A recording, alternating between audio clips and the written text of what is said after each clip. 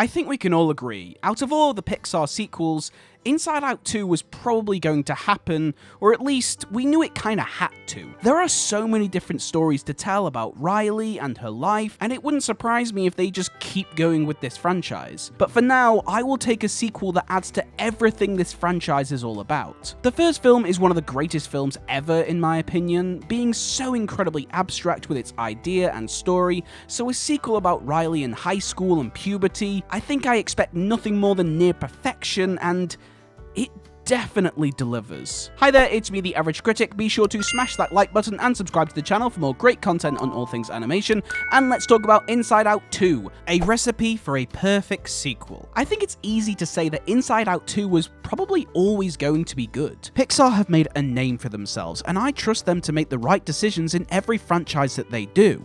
Well, aside from the Cars franchise. McQueen, McQueen. But you know, apart from that, they're all pretty much good. But Inside Out 2, it kinda really writes itself.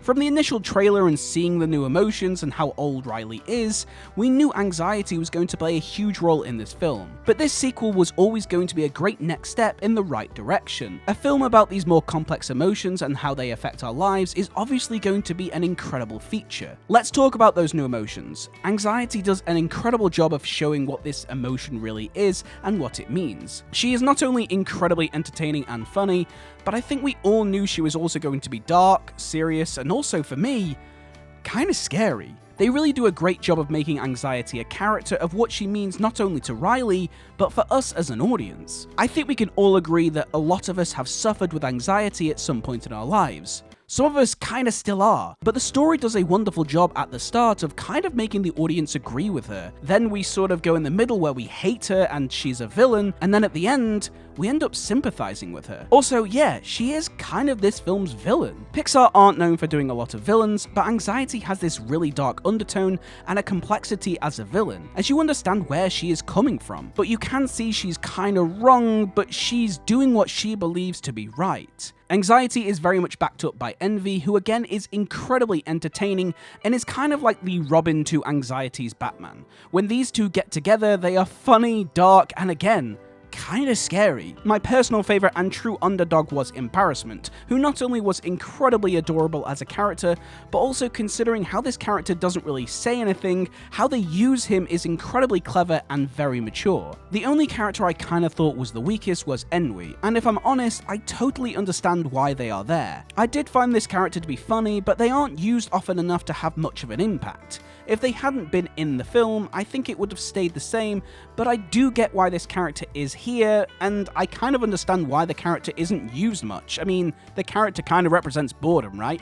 They're just on the sidelines sort of just chilling, which is kind of what they're doing, so I do get it. But for me, it's definitely one of the weakest of the newer characters. Something this film definitely does well is its inclusion of every character, especially the original characters. The first film is very much about joy and sadness and their relationship, but this film has much more inclusion of fear, anger, and disgust, and it was a definite improvement, and I adored having much more screen time with these characters. Also, massive shout out to Anger for making me tear up with such a sense of friendship between these characters. One of my favourite moments comes from him when he comforts Joy in the middle of the film, when my heart just absolute sank with Joy's line of, "Maybe when you grow up, you feel less joy." It was Anger who comforts Joy and shows genuine love for each other, which I truly find beautiful. Something I also found incredibly beautiful was this film's focus on Joy. The first film is much more about the involvement of sadness and how her emotion has an impact. This film flips it back to Joy as a very mature moment for adults. The idea of joy not being an emotion we get to have very often as an adult in our adult lives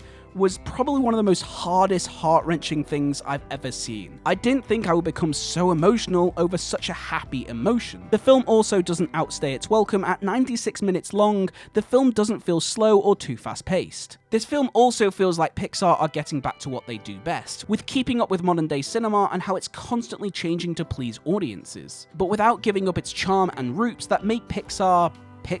Characters like Lance Slashblade and Pouchy are really jarring modern-day styled characters, but they are so incredibly funny. They don't really overstay their welcome, so they come in, they're really funny, and they leave without really overstepping their mark. And they stop the film from feeling like another Disney film for kids to be stuffed onto Disney+.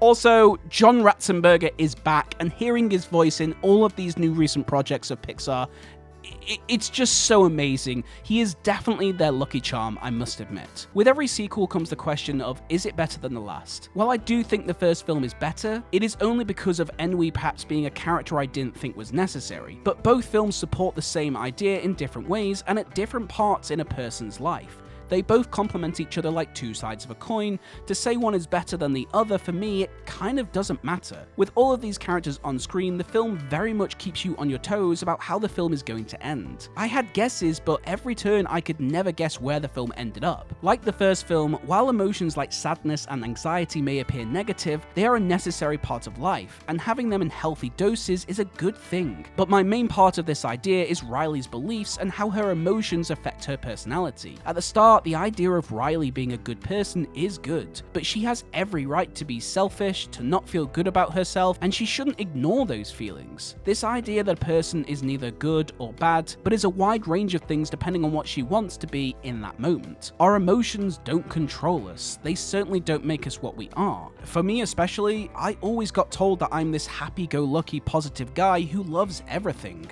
when really, I hate a lot of things in this world. Some things people might not even understand, and that's okay. People always get surprised when I tell people I'm an introvert, because I'm really loud and it seems like I can easily talk to people. But this film tells us that every emotion we feel are good, and to not let one emotion define what kind of person we are. I think Inside Out 2 delivers everything we wanted from a sequel, but also for me, it's setting Pixar in the right direction for the films they make. They have modern interpretations and some very hilarious modern day jokes, but they keep those classic traditions of what we love and expect from Pixar as one of the best animation companies ever, something which I feel Disney very much need to listen to. Seeing this film makes me excited for the next few projects they have around the corner. So after all that, it gets my professional rating of 9 out of 10. And my personal rating of 10 out of 10.